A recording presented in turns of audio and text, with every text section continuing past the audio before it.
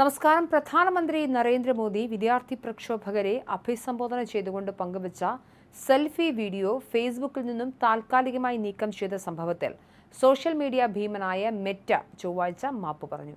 വീണ്ടെടുത്ത വീഡിയോ പിന്നീട് പുനഃസ്ഥാപിച്ചു. സാങ്കേതിക തകരാർ മൂലമാണ് വീഡിയോ നീക്കം ചെയ്യപ്പെട്ടതെന്നാണ് വിവരം. സംഭവം ഗൗരവത്തോടെ കാണുന്ന കേന്ദ്ര സർക്കാർ വീഡിയോ താൽക്കാലികമായി നീക്കം ചെയ്തതിന് വിശദീകരണം ആവശ്യപ്പെട്ട് മെറ്റയിലെ ഉന്നത ഉദ്യോഗസ്ഥരെ വിളിച്ചു വരുത്തിയിട്ടുണ്ട്.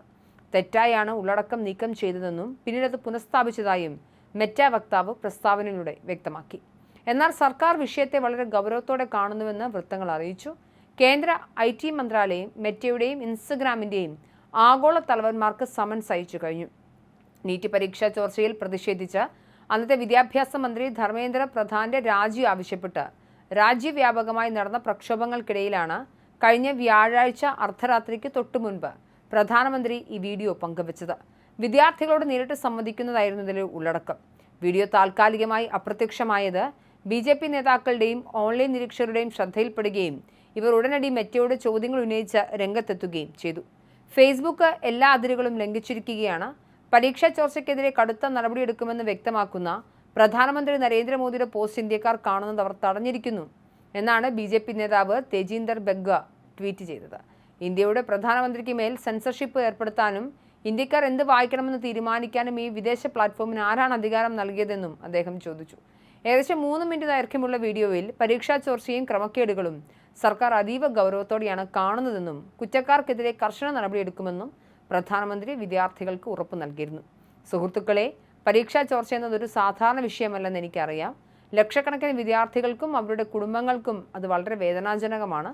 അതുകൊണ്ടാണ് കഴിഞ്ഞ 2.5 മാസത്തിനിടെ നിരവധി നടപടികൾ സ്വീകരിച്ചതെന്നായിരുന്നു പ്രധാനമന്ത്രി പറഞ്ഞത്. 22 ലക്ഷം നീറ്റ് ഉദ്യോഗാർത്ഥികൾക്കായി കാലതാമസമില്ലാത്ത പരീക്ഷ നടത്താൻ സർക്കാർ പൂർണ്ണ സജ്ജീകരണങ്ങൾ ഉപയോഗിച്ചതായും പ്രധാനമന്ത്രി പറഞ്ഞു. കുറ്റവാളികളെ പിടികൂടിയിട്ടുണ്ട്. അവർ ജയിലിലാണ്. വിദ്യാർത്ഥികൾക്കൊരു അധ്യയന വർഷം പോലും നഷ്ടപ്പെടില്ലെന്ന് ഉറപ്പാക്കുക എന്നതായിരുന്നു ഞങ്ങളുടെ പ്രധാന ഉത്തരവാദിത്തം. അതുകൊണ്ടാണ് പരീക്ഷകൾ ഉടനടി നടത്തേണ്ടത് വളരെ പ്രധാനമായിരുന്നെന്നും അദ്ദേഹം കൂട്ടിച്ചേർത്തു.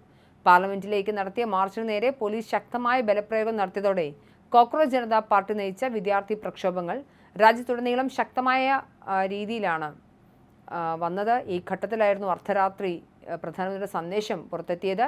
വീഡിയോയിൽ പോലീസ് നടപടിയെക്കുറിച്ച് പ്രധാനമന്ത്രി പരാമർശിച്ചില്ലെങ്കിലും യുവതലമുറയിലേക്ക് നേരിട്ടെത്താനുള്ള അദ്ദേഹത്തിന്റെ ഡിജിറ്റൽ സമീപനം സോഷ്യൽ മീഡിയയിൽ തരംഗമായി മാറിയിരുന്നു. ഇൻസ്റ്റഗ്രാമിൽ 24 മണിക്കൂറിനുള്ളിൽ 30.3 കോടിയിലധികം വ്യൂസാണ് ഈ വീഡിയോ നേടിയത്. ലോകമെമ്പാടുമുള്ള മുൻ റെക്കോർഡായ 30 കോടി വ്യൂസ് മറികടന്നായിരുന്നു ഈ മുന്നേറ്റം. എന്തായാലും പ്രധാനമന്ത്രിയുടെ വീഡിയോ നീക്കം ചെയ്ത മെറ്റ സാങ്കേതിക തകരാറുകൾ എന്ന് പറഞ്ഞതിന് വിശദീകരണം നൽകിയിട്ടുണ്ട്. എന്തായാലും വീഡിയോ റീസ്റ്റോർ ചെയ്യപ്പെട്ടിട്ടുണ്ട്.